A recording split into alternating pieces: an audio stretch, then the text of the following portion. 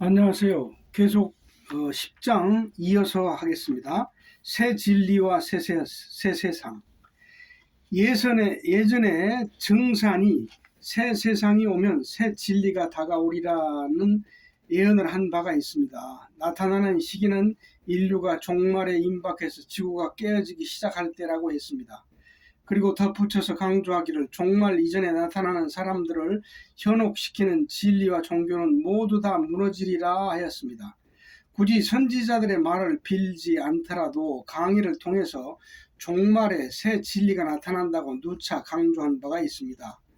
어떤 특정한 종교나 사상을 불문하고 새 시대와 새 세상을 밝힐 새 진리는 생전에 사랑을 남기고 죽어서는 쉼을 가져갈 수 있는 숨이 아니겠습니까? 인류의 암흑기는 이미 19세기로 끝이 났습니다. 종교라는 것은 19세기 이전에 암흑기를 살아왔던 미개인들에게나 필요한 정신적인 의지처였습니다.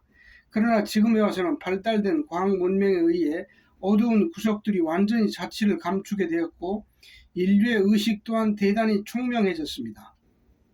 그럼에도 불구하고 구시대의 유물이라고 할 수 있는 비과학적인 종교가 어엿하게 문명의 한가운데 자리잡고 앉아 인류의 내면 의식을 장악하고 있습니다. 이미 벌써 은퇴했어야 할 구태의연한 종교가 왜 지금까지도 대중의 한가운데서 큰 목소리를 내고 있는 것일까요? 초정보화 시대와 낙후된 정신 문명과의 심각한 불균형 속에서 인류의 영혼이 목말라 하고 있습니다. 정신적인 방황과 갈등의 종착역은 과연 어느 시점이 될 것인가요? 종교의 모습과 가르치는 방법 또한 적어도 과학 문명의 발달 수준과 보조를 같이 하며 인류의 평안을 위해 노력했어야 했습니다. 종교가 자만에 빠져 있는 동안 과학은 급성장을 해왔습니다. 과학이 종교의 진실을 밝혀내는 일은 이제 시간 문제입니다. 이제부터라도 퇴색한 종교의 베일을 걷어내야 할 것입니다. 정신과 물질 문명의 암흑기를 거쳐오면서 인류를 압도해왔던 종교의 어두운 관행은 인류의 신앙을 샤머니즘화시키는 결과를 가져왔습니다. 그 결과 눈부신 물질 문명의 백주대로에서 19세기 이전에 미개인들에게나 통용될 수 있었던 구태의연한 종교가 비판 없이 받아들여지고 있습니다. 분명히 말해서 새 세상에 올 새 진리는 오늘날의 종교의 모습이 아닙니다. 종말에 나타나서 외형을 갖추고 급성장까지 가지는 못할지라도 내용만은 충실하게 갖추고 있는 상태에서 새로운 세상에 필요한 교두보를 구축하게 될 것입니다. 종교적 표현을 빌린다면 이것이 새 진리의 방주라고 할 수 있을 것입니다. 이 진리는 종말 이전에는 전파되지는 않을 것이며 새 진리를 전파하기 위한 생활 문화의 기반이 구축될 것입니다. 그리고 새 진리에 의한 깨달음에 힘입어 거듭난 사람들이 새 진리의 방주에 들어서게 될 것입니다. 그 방주는 지역적으로 이미 정해져 있습니다. 방주에 들어가기 위한 조건으로 수음의 예를 들면 최소한 5품 이상의 마음을 가진 경지가 되어야 할 것입니다. 경지라 함은 수음의 품계가 아닐지라도 사람이 자신의 마음을 요동하지 않을 수 있을 정도를 말하는 것입니다. 그러니 누가 방주에 들어가고 새 진리에 도달하게 되는지는 그때 가보아야 알 수 있을 것입니다. 이것이 바로 새 진리에 대한 대략적인 스케치입니다. 과거에 지구를 다녀갔다는 어느 우주인의 말을 빈다면 한국의 약 450만 명, 일본의 약 25만 명만이 살아남게 될 정도로 대격변을 겪는 지구의 종말을 맞이하면서 종교가 사라지고 새로운 방주가 완성된다는 이야기가 전해지고 있습니다. 이렇듯 새 진리는 여러 가지의 가능한 예측과 의문을 던져주고 있습니다. 이러한 정황들을 고려하여 볼 때 전 세계를 둘러보고 그 다음으로 가까이에 있는 우리들의 가슴 속을 들여다보면 헛되지 않은 참 삶의 길이 과연 무엇인가에 대해 방향을 잡아 나갈 수 있을 것입니다. 이 세상은 얼마 남지 않았다고 봅니다. 아직까지도 세상이 멸망한다거나 자신의 죽음에 대해서 생각조차 해보지도 못하고 살고 있다는 것은 참으로 불행한 일입니다. 왜 한마음 고쳐서 자기 앞을 비추어 볼 수 있는 지혜의 창을 가리고 있는 검은 장막을 걷어치우려 하지 않고 어두운 방에 스스로 가둬놓고 괴로움에 빠져 있는 것인가요? 적어도 숨은 과학적인 근거를 바탕으로 한 새 진리입니다. 이것이야말로 종교가 아닌 과학적인 방법으로 완전한 자유를 얻을 수 있는 방법입니다. 사람들은 누구나 재앙이 저 멀리에 있는 줄로 알고 있으나 사실은 아주 가까이에 있습니다. 사람이 생전에 가지고 살 수 있는 사랑이나 죽을 때 가져갈 수 있는 쉼을 얻지 않는다면 재앙을 불러들여 화를 자초하게 될 것입니다. 가족을 앗아가고 자신을 불구로 만든 사람까지도 미워하지 않을 수 있는 마음의 역량이 갖추어져 있느냐에 대해서 진지하게 생각해 볼 필요가 있습니다. 오로지 마음의 평화만을 추구할 수 있는 사람은 그 어떤 미움과 증오일지라도 능히 극복해낼 수 있다라고 부처가 말한 바 있습니다. 자신에게 그 어떤 위해를 가하더라도 증오하지 않을 수 있으면 자비를 실천할 수 있는 역량을 갖추고 있는 것입니다. 자비는 쉼에서 나옵니다. 마음의 열방과 해탈에서 자비가 가능한 것입니다. 해탈도 이루지 못한 사람이, 마음의 불성을 깨닫지 못한 사람이 과연 가슴에서 자비와 사랑을 이끌어낼 수 있겠는가요? 사랑이 넘치는 인생, 사랑을 목표로 한 삶을 살아가야 할 것입니다. 완전한 사랑을 얻기 위해서는 반드시 숨이라는 마음 공부를 통과해야 합니다. 마음의 과학적인 구조를 잘 파악하고 다듬어서 마음의 쉼을 얻어야 되겠다는 것이 새 세상을 밝히고자 하는 새 진리입니다. 새 진리는 마음 공부를 누가 얼마나 잘해내는가에 달려 있습니다. 마음 공부가 새 진리입니다. 지구인 모두가 마음의 평화를 얻기 위한 사랑, 오로지 이것만을 목적으로 하고 살아간다면 가까이에는 부부싸움에서부터 국가 간의 전쟁에 이르기까지 모든 인간관계의 쟁점이 화합과 우정으로 승화될 것입니다. 자, 이제 본론 이야기하겠습니다. 이품의 숨오름인 드림으로 올라가기 위해서는 마음 자세를 한 단계 더 높여주어야 합니다. 구태의연한 마음 자세와 생활 패턴을 개선시키지 않고 그대로 묻어둔 채 이품 공부에 임한다면 발전이 어렵습니다. 생활에 임하는 마음가짐, 행동의 내용도 드림, 쉼에 합당하게 격상되어야 합니다. 숨의 품계가 몇 품인가 하는 것보다 과연 얼마만큼 깊은 쉼을 얻을 수 있는지가 중요합니다. 무엇으로 품계를 구분하며 적시의 숨 오름 정보를 변화시킬 시기를 결정해야 되는 것인가요?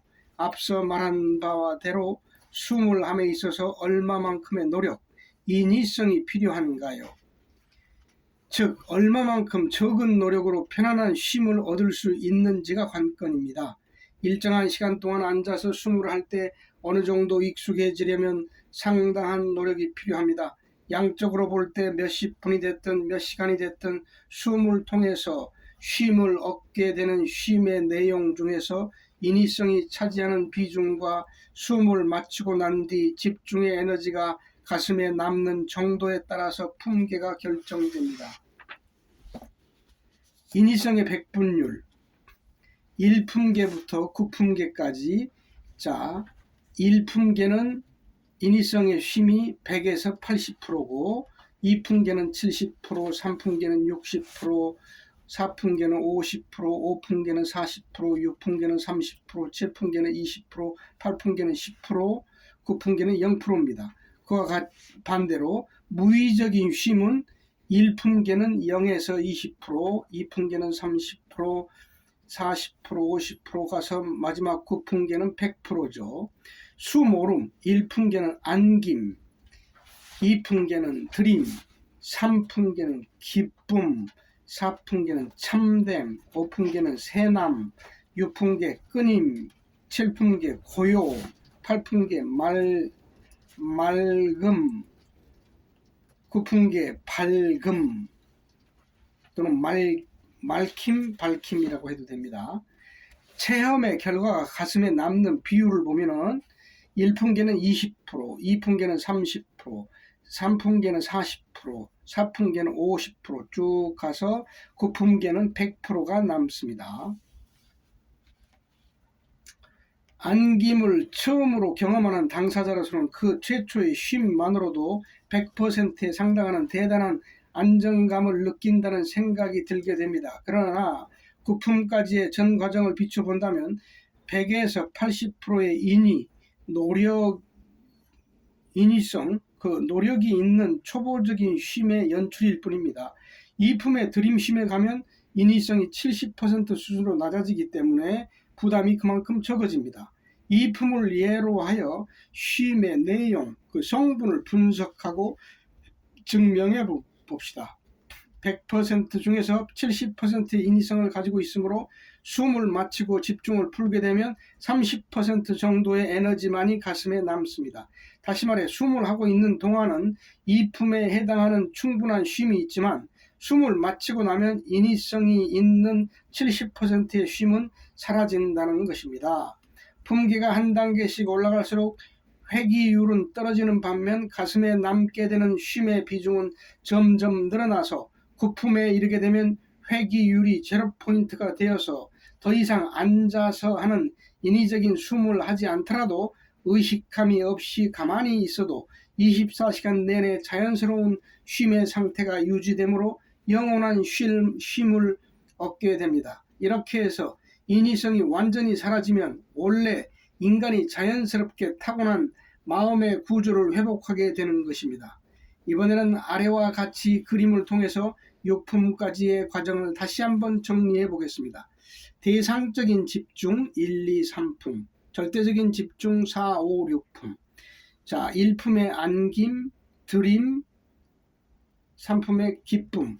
마음 자체가 형성돼 가는 과정이지요. 마음체가 형성돼 과정이고 4품, 5품, 6품은 참됨, 세남, 끊임, 안에 있는 마음체가 풀어져서 없어지는 과정입니다. 자, 1품은 참의 품에 안기는 연습을 하는 과정입니다. 인위적인 노력이 가장 많이 드는 초기 단계이기 때문에 수음을 하는 동안 드문드문 쉼을 얻게 되므로 점선으로 처리했습니다. 2품, 쉼이 좀 더 익숙해지고 깊어져서 이제부터는 안겨있다는 명료한 느낌이 확실하게 이어집니다. 3품, 대상적 집중의 완성 단계로 이제는 참의 품에 안겨있음이 확실하게 증명이 되어서 의식 속에 깊숙이 각인이 됩니다. 생활 속에서도 안겨 있다는 생각을 의도적으로 하지 않아도 안겨 있는 상태가 됩니다. 확실하게 안겨서 그 상태를 계속 유지하고 안겨 있으면 어떤 사람이든 이 사실이 상식화, 구체화되어 보편 타당성을 갖게 되기 때문에 안겨 있다는 사실이 서서히 망각되기 시작합니다. 3품에서의 안겨 있다 함은 너, 참과 내가 각각 대상적이므로 둘이 존재하는 것이 됩니다. 여기 3품에서는 하나님을 영접하고 그 품에 안겨있는 현상이므로 기독교의 경지가 마스터가 됩니다. 그러나 계속 안겨만 있다 보면 마스터가 됩니다. 그러나 계속 안겨만 있다 보면 엉뚱한 일이 벌어질 염려가 있습니다. 3품까지는 서양적 논리에 대한 체험입니다. 여기서 다시 4품으로 넘어가서 오래 있다 보면 동화가 되어서 안에 있는 것이 완전히 녹아 없어지고 바깥쪽에 원만 남게 돼서 참과 하나, 절대가 됩니다. 이 상태가 6품의 경지입니다. 4품에서 6품까지 여기서부터는 풀어져서 없어지는 과정입니다. 4품 때까지는 안에 있는 것이 점차적으로 희미해지면서 없어져 하나를 이룹니다. 이것이 예수가 가르쳤던 아버지와 나는 하나이니라는 것의 참 의미입니다. 서양의 기독교적인 이론으로는 아버지는 아버지고 나는 나일 뿐이지 나와 아버지가 융해가 되어 완전한 하나, 일체가 될 수가 없습니다. 이렇게 서양인의 지성은 많은 것을 더 깨우쳐야 할 과제를 안고 있습니다. 반면에 동양의 지성은 6품까지는 와 있다고 봅니다. 숨은 이렇게 대상적 집중을 마치고 절대적 집중으로 넘어가서 하나가 되었다가 다시 실상적 집중으로 넘어가서 참과 하나가 됩니다. 누구든지 처음부터 자기 자신을 버리고 마음을 비워서 공부에 전념하고자 하는 순수한 구도자로서의 정신을 가지고 있는 사람은 극히 드뭅니다. 대부분 지식 부풀리기 내지는 단순한 호기심의 충족을 위한 수준에 불과하므로 얼마 가지 못해서 한계에 부딪히게 됩니다. 숨은 깨달음에 대한 박식함, 세상에 나와 있는 경전에 대한 풍부한 지식, 다양한 종교적 식견보다도 정신세계에 대한 실전적인 체험을 우선으로 하는 체험 중심주의의 교육입니다. 수년한 정신적 체험이 앞서지 않고서는 명상이나 메디테이션, 집중에 대한 본질적인 접근이 불가능하기 때문입니다. 올림픽 선수촌 같은 곳에서는 새벽부터 시작해서 하루에 8시간, 10시간을 오로지 메달 획득만을 위해서 땀을 흘립니다. 이렇게 한 가지 목적을 가지고 운동에 전념하는 자세로 참마음이라는 지성의 금메달을 획득하기 위해 마음 닦는 수련장을 찾아가서 단 하루만이라도 참다운 집중을 교육받아 보면 정신의 구조가 현저히 바뀌게 됩니다. 체험을 위주로 하는 교육, 체험 이상의 효과를 얻을 수 있는 교육 방법은 아직까지 이 세상에 나와 있지 않습니다. 사회에서 행해지고 있는 교육의 후유증은 실질적인 체험의 비중이 절대 부족하기 때문입니다. 체험 우선의 교육을 실시하게 되면 잡다한 이유가 없어지고 말이 불필요해집니다. 대화 이주의 이론적인 교육 방법은 표현의 군더더기만 많아져서 반드시 전달되어야 할 핵심 주제를 가볍게 지나치기 쉽습니다. 특히나 첨예한 집중을 요하는 참마음을 밝히고자 하면은 실전 위주의 교육이 더욱 절실합니다. 실전의 노력은 뒷전으로 하고 두뇌 플레이에 의존하여 무엇인가를 얻고자 한다면 단 한 걸음도 나아갈 수가 없습니다. 사랑은 쉼을 얻은 만큼 가능해집니다. 쉼을 얻기 위해서는 부지런해야 됩니다. 이것을 얻기 위한 부업으로 직업을 선택하고 경제활동을 해야 합니다. 생활 따로 공부 따로가 아닌 생활 자체가 공부요, 공부가 생활인 것입니다. 경제활동도 기왕이면 이웃을 이롭게 할 수 있는 일을 해야 합니다. 지금의 세태는 돈벌이만 된다면 앞뒤 가리지 않고 뛰어듭니다.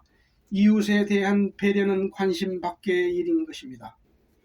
그릇된 경제행위는 결국 언젠가는 자기가 던진 돌에 되맞는 활을 자초하게 됩니다.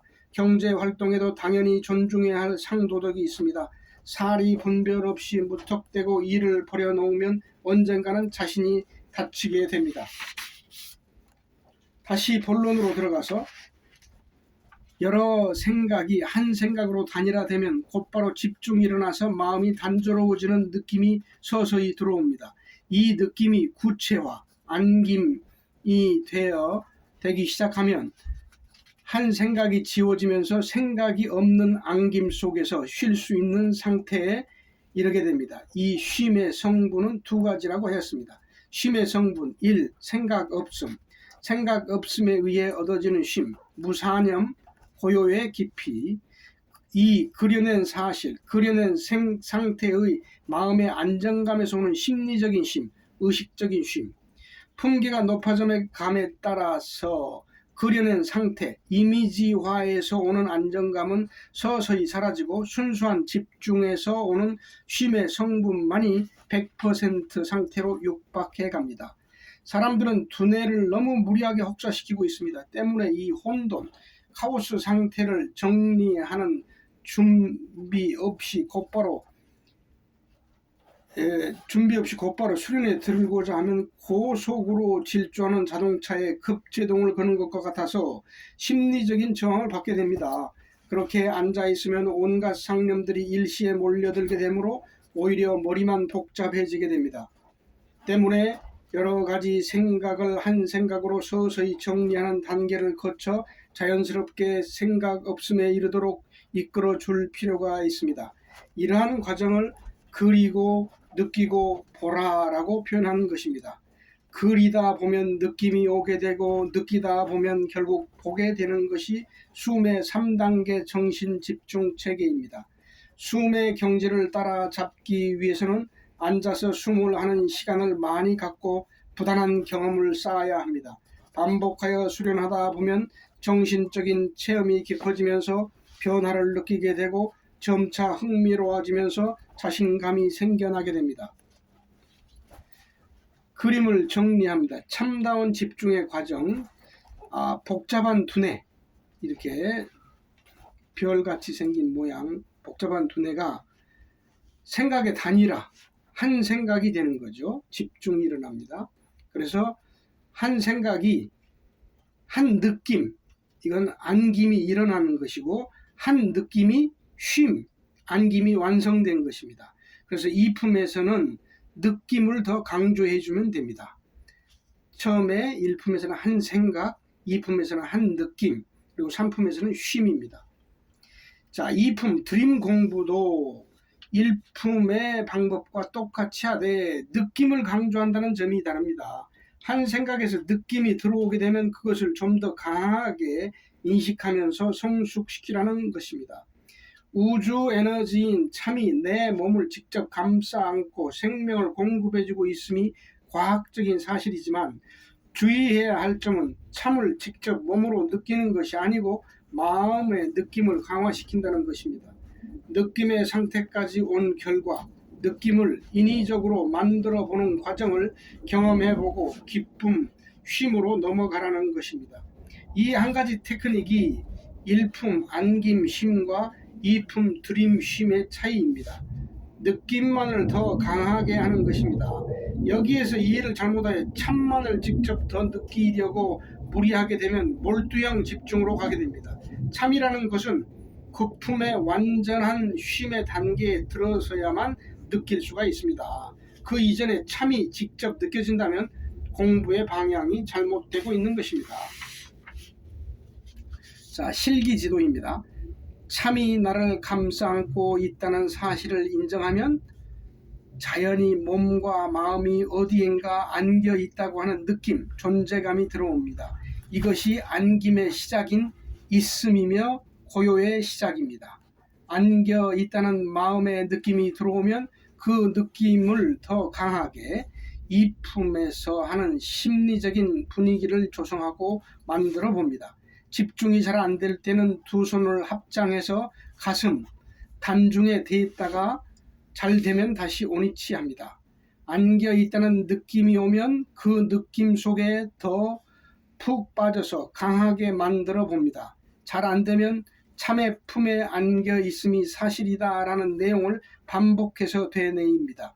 여기에서 이런 과정이 필요한 이유는 푹 빠져 들어가는 이러한 의식적인 시도가 완전한 안김으로 들어가는 지름김임을 확인시켜 주기 위함입니다.